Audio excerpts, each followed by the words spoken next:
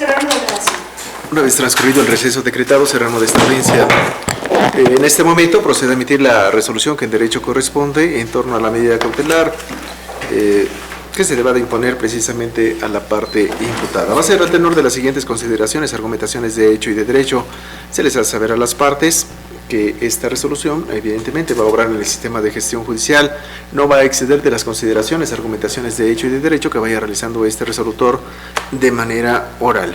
Y para dar cumplimiento precisamente al artículo 16 de la Constitución Federal, que establece que todo acto de molestia debe de ser emitido por una autoridad competente, entendiendo la competencia como aquella atribución que otorga la ley a determinados órganos del Estado para ejercer válidamente sus atribuciones, la cual se surte bajo dos criterios, bajo dos principios, uno de carácter objetivo y otro de carácter subjetivo. En cuanto al aspecto objetivo de la competencia, este resolutor es competente precisamente para dictar lo atinente a la medida cautelar, tomando en consideración que los hechos acontecen presuntamente en el municipio de Ecatepec, que es la misma denominación de este distrito judicial. Además, se trata de la materia penal. El hecho delictivo es un robo con violencia que se encuentra previsto sancionado en el Código Penal Estatal, no se encuentra reservado su conocimiento para los juzgados federales, mucho menos al fuero militar, surtiéndose así la competencia en torno a la materia y al fuero. En cuanto a la temporalidad, pues hay que aludir al momento de los hechos, 17 de octubre de 2025, Código Penal vigente en esta época, y para efectos del procedimiento, la substanciación, el Código Nacional de Procedimientos Penales,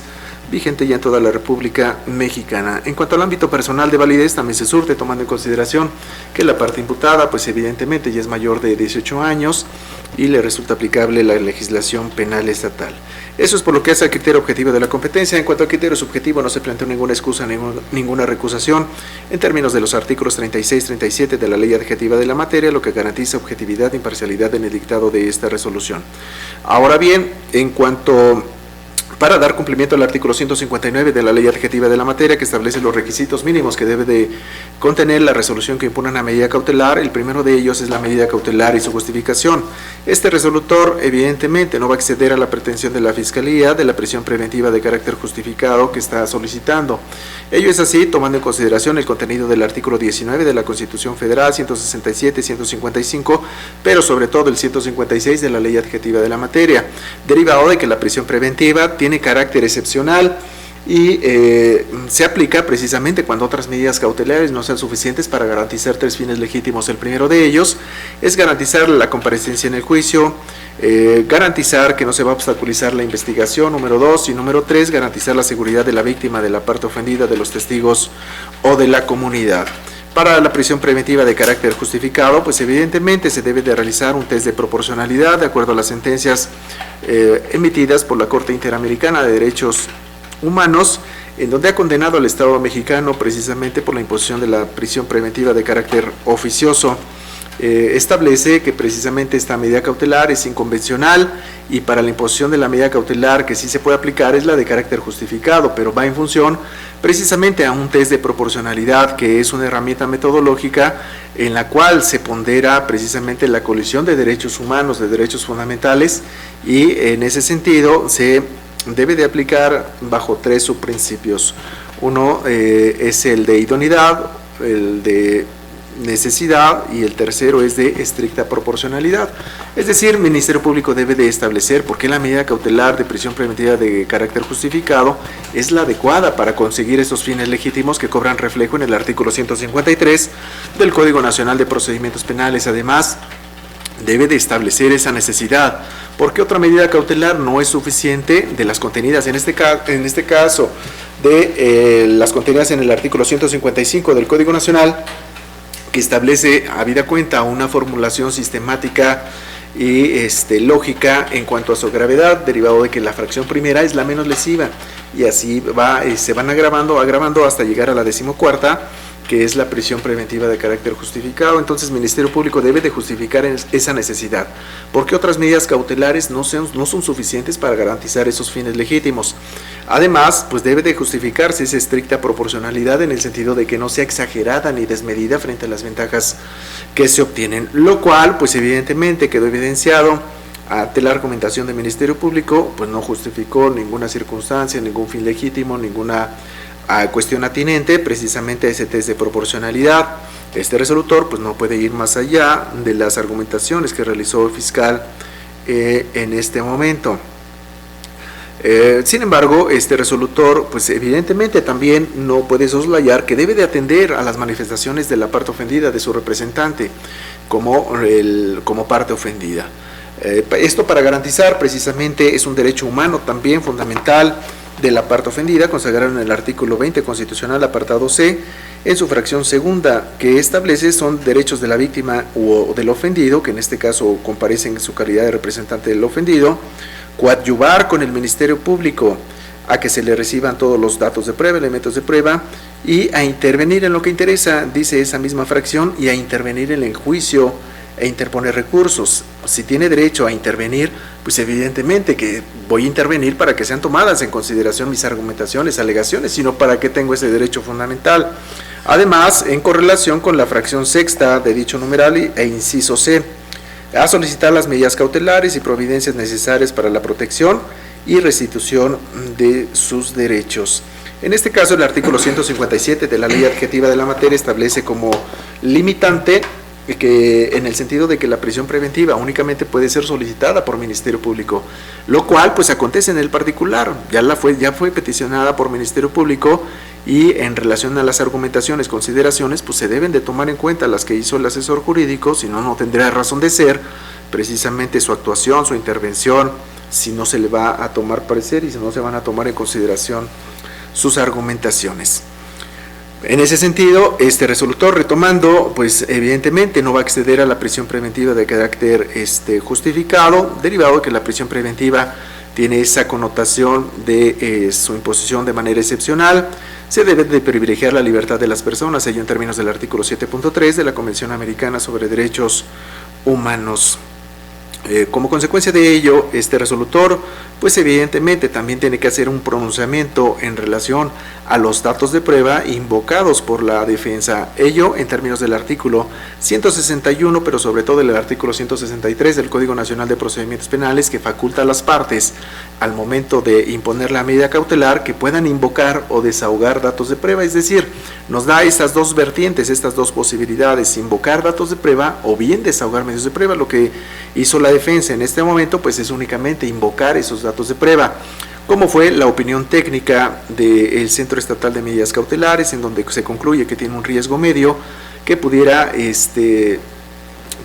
cumplirse bajo un esquema de supervisión estricta. De igual manera, un estudio de proyecto de riesgos procesales por la licenciada Gabriela García, en donde refiere que precisamente usted tiene un arraigo domiciliario, que ha vivido 44 años en este domicilio, que tiene ahí su familia, su concubina, y que no tiene contacto con la víctima y por eso determina un riesgo bajo. Sobre este particular, en primer lugar, en relación a la opinión técnica de CMK, del Centro Estatal de Medidas Cautelares, el legislador brinda la oportunidad a este unitario para tomarlo en consideración en términos del segundo párrafo del artículo 156 del Código Nacional de Procedimientos Penales, siempre y cuando reúna ciertas características, como que sea una opinión de manera objetiva, imparcial,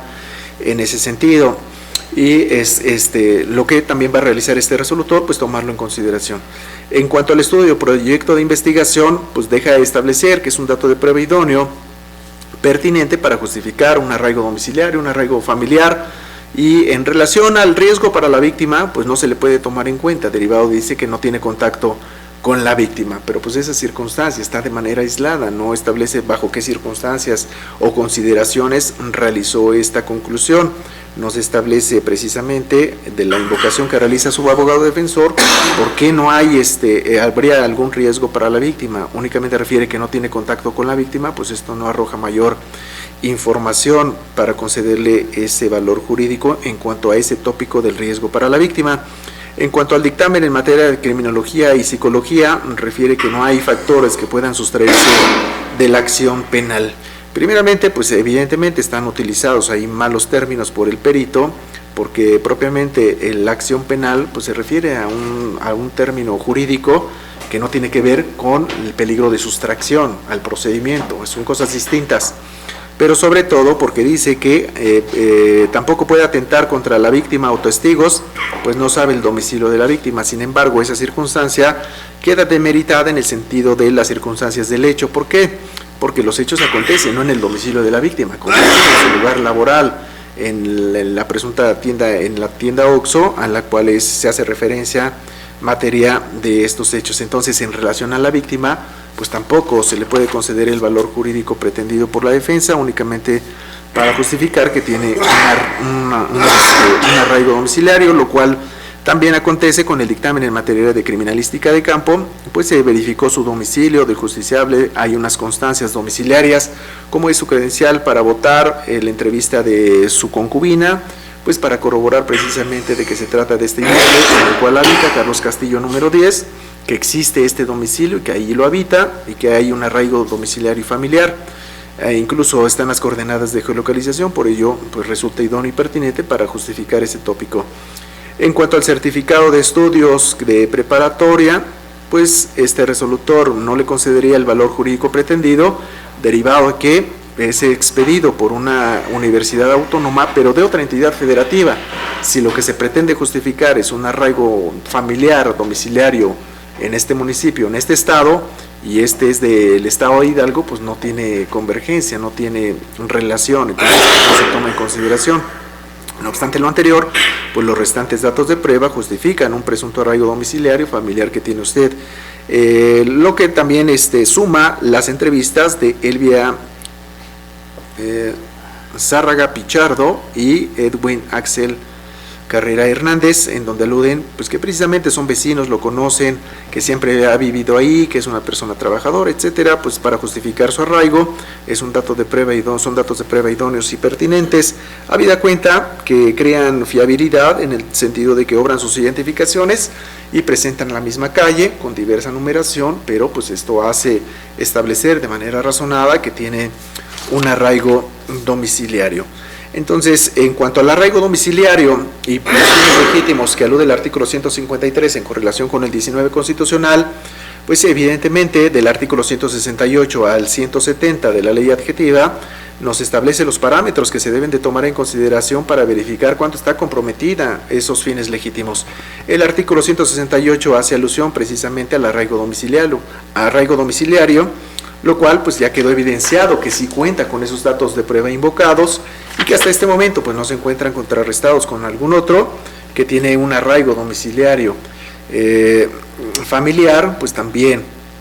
el comportamiento del hoy imputado, en el sentido de que se dio a la fuga en el momento de los hechos, o presuntamente así está narrado, pues esto no tiene nada que ver con ese arraigo del artículo 168, pues habla dentro del procedimiento, el comportamiento que tenga el imputado dentro del procedimiento, no como mecánica de los hechos. De igual manera, pues se queda justificada esa circunstancia. En cuanto al peligro de obstaculización de la investigación, de acuerdo al artículo 169, pues hasta este momento no hay evidencia de que quiera obstaculizar precisamente bajo los supuestos e hipótesis de ese numeral la investigación. Lo que sí destaco este resolutor es el riesgo para la víctima, para la parte ofendida. Se deben de tomar en consideración la narrativa que hace la parte ofendida, su representante, en el sentido del contenido del artículo 170 de la ley adjetiva de la materia, en donde se debe de aludir precisamente al riesgo para la víctima, testigos, ofendido, comunidad, y dice de manera toral ese numeral que para verificar si está comprometido o no, se debe de atender a la naturaleza del hecho delictivo y las circunstancias personales en que se encuentren dichos sujetos, en donde se pudiera establecer de manera objetiva un riesgo que se pudiera cometer algún acto en contra de la víctima, testigos o comunidad que pusieran en riesgo su integridad, su propia vida, etcétera. En este caso, este resolutor, pues evidentemente no tenemos una bolita mágica para establecer qué es lo que va a pasar más adelante, sino que esto se tiene que hacer a través de criterios de predictibilidad, pero fundados de manera objetiva, de manera racional, y no en suposiciones, intuiciones o meras apreciaciones subjetivas. Por ello es que este resolutor considera que sí puede existir ese riesgo para la víctima en el caso que nos ocupa, dada la naturaleza del hecho delictivo. ¿Cuál fue la naturaleza del hecho? Pues que presuntamente llega usted a este lugar, la amaga con ese objeto, con apariencia de un arma de fuego, exigiendo precisamente los objetos de dicha tienda, y posteriormente sale y es detenido, aludiendo a la víctima que le muestra en la cintura fajada esa arma de fuego, en apariencia un arma de fuego, y que entregara, o si no, le iba a dar un plomazo, es decir, a través de medios violentos, en donde presuntamente esta naturaleza del hecho, usted sabe dónde se localiza esa tienda Oxxo, sabe dónde labora la víctima, y entonces es en función a esas argumentaciones de la parte ofendida, considerar la naturaleza del hecho, que presuntamente se realiza con un arma, con características de un arma de fuego y que sirve para minar la resistencia, para amedrentar a las personas, que se debe de minimizar esos riesgos a la víctima. En relación a que refiere la parte ofendida, que no hay otras que no serían viables para garantizar la presencia del imputado, difiere este unitario, o sea, hay otras medidas cautelares, tan es así que se va a decantar, no voy a imponer la prisión preventiva de carácter justificado, pero sí hay otras medidas cautelares para garantizar ese fin legítimo. En lo conducente a que conoce la penalidad máxima, pues esto no puede ser utilizado en detrimento de su situación, atendiendo ese principio de presunción de inocencia, y que no tiene un arraigo el imputado, pues quedó sentado con esos datos de prueba invocados por la defensa, que sí hay un arraigo domiciliario, hay un arraigo familiar. Entonces, lo que destaco precisamente es minimizar los riesgos para la víctima en el asunto que nos ocupa, de acuerdo a la naturaleza del hecho y de acuerdo a las circunstancias personales en donde usted actúa presuntamente con esa réplica de un arma y amedrenta a la víctima y la amenaza con el hecho de, si no accedía a sus pretensiones, pues darle un plomazo. Habida cuenta que en correlación con este aspecto se toma en cuenta la opinión técnica del Centro Estatal de Medidas Cautelares, en donde refiere que tiene un riesgo medio de sustracción. Ya ahí ponderó, ya ahí evaluó, se ponderó por parte del personal especializado que precisamente estos tres fines legítimos, y concluyen que hay un riesgo medio que pudiera cumplirse con un esquema de supervisión estricto, es decir, no es flexible, debe de ser bajo un esquema de supervisión estricto para garantizar el fin legítimo, ¿cuál? La seguridad e integridad de la víctima, derivado de que usted conoce el lugar laboral, derivado de que se utilizó una réplica de un arma, que hubo amenazas, intimidación con causarle y darle un plomazo en el caso de que no accediera a sus pretensiones. Y en relación a los otros datos de prueba, pues ya hice el pronunciamiento que en relación al riesgo para la víctima, pues no se les puede conceder el valor jurídico pretendido al estudio de proyecto de riesgos, al dictamen en materia de criminología y psicología, por los motivos ya antes aludidos. Sin embargo, pues sí tomo en cuenta esa opinión técnica de CEMECA, y bajo esos lineamientos de carácter objetivo que establece CEMECA, pues tengo que imponer unas medidas cautelares que sean las idóneas, que sean las necesarias y que sean las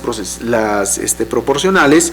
precisamente para garantizar esa seguridad de la víctima. Y que me dice CEMECA, ¿sabes qué? No debe ser flexible, como lo pretende sostener la defensa al proponer una presentación periódica, una garantía económica y una prohibición de no acercarse. Eso es un sistema flexible. A consideración de este resolutor, pues debe de ser de manera estricta, tal y como lo establece el centro estatal, y por ello pues es de imperiosa necesidad imponer diversas medidas cautelares. En atención a todas estas argumentaciones, consideraciones, se le imponen las siguientes medidas cautelares: 155, fracción primera, que es una presentación periódica; la fracción segunda, que es una exhibición de una garantía económica; la fracción quinta, que es la prohibición de salir sin autorización del país, de la localidad en la cual reside o del ámbito territorial que fije el juez; la número 7, la prohibición de concurrir a determinadas reuniones o acercarse a ciertos lugares; la número 8, prohibición de convivir, acercarse o comunicarse con determinadas personas, con las víctimas o ofendidos, testigos, siempre que no se afecte el derecho de defensa; y la 12ª, que es la colocación de un localizador electrónico. Con esas medidas cautelares, este resolutor considera que precisamente se garantiza ese fin legítimo de garantizar esa seguridad de la parte ofendida, de la víctima, pues derivado de estos controles, de estas medidas cautelares, y sobre todo la localización con la colocación del localizador electrónico, pues evidentemente se tendría perfectamente identificado por dónde anda, por dónde circula, por dónde es su trayectoria, y pues de esta manera garantizar, maximizar esos derechos, esa integridad física de la víctima. Es un sistema de supervisión estricto, tal y como lo refiere la opinión técnica de CEMECA, y por ello este resolutor impone estas medidas cautelares. Los lineamientos para su aplicación, que es el segundo de los requisitos: presentaciones periódicas, primeros 5 días de cada mes en el Centro Estatal de Medidas Cautelares. La fracción segunda, la garantía económica, exhibición de una garantía económica. Este resolutor, para la imposición, el monto del mismo, toma en consideración el contenido del artículo 172 del Código Nacional de Procedimientos Penales, en donde se debe de tomar en cuenta precisamente sus fines legítimos ya antes aludidos, y también en las circunstancias personales de usted, a qué se dedica, cuántos son sus ingresos mensuales, etcétera, a lo que se dedica a su actividad laboral, y por ello es que este resolutor le impone 15,000 pesos en cualquiera de las formas establecidas por la ley. Además, hasta en tanto no le exhiba, tenga colocado el brazalete, se ordenará su libertad. Mientras tanto, deberá permanecer detenido. La fracción quinta, pues por sí misma se describe, ya le había mencionado: prohibición de salir del Estado de México. La fracción séptima tiene prohibido concurrir al domicilio de la víctima, así como al domicilio en donde acontecen los hechos, para garantizar ese fin legítimo. Al igual que la fracción octava, tiene prohibido convivir, acercarse o comunicarse con la víctima y la parte ofendida de estos hechos, siempre que nos afecte el derecho de defensa. Y la fracción decimosegunda, la colocación de un localizador electrónico, pues hasta en tanto no le sea colocado y haya garantizado su medida económica, ya se ordenará su libertad. Este localizador electrónico corre a cargo del Estado, es gratuito, no se tiene que pagar por él ninguna cantidad por el otorgamiento del mismo. Entonces, esos son los lineamientos para su aplicación. En cuanto a la vigencia, es por el tiempo que dure su procedimiento, hasta en tanto no se resuelva su situación jurídica de manera definitiva. Quedan debidamente notificados gires oficio con los insertos necesarios, comunicando esta resolución al director del centro carcelario, al Centro Estatal de Medidas Cautelares, para que se realicen los trámites administrativos atinentes y se proceda a su libertad. De igual manera, comuníquese el cumplimiento al ordenado por la autoridad federal de manera inmediata, remitiéndole copia auténtica de la videograbación, así como del acta mínima de esta sesión. Quedan debidamente notificados. Con ello, pues se da cumplimiento cabal a la suspensión, que le fue otorgada por la autoridad federal. ¿Tiene alguna solicitud adicional a la Fiscalía? Ninguna, señoría, gracias. La parte ofendida. La copia del audio y video, señoría. ¿Se autoriza la defensa? Igual, me necesito la copia de audio y video. ¿Se autoriza la parte imputada? ¿Tiene alguna petición adicional? Al ser así, ya no habrá más que proveer. Se da por terminada esta sesión. Finaliza la grabación. ¿Se pueden decir, por favor? ¿Pueden retirar?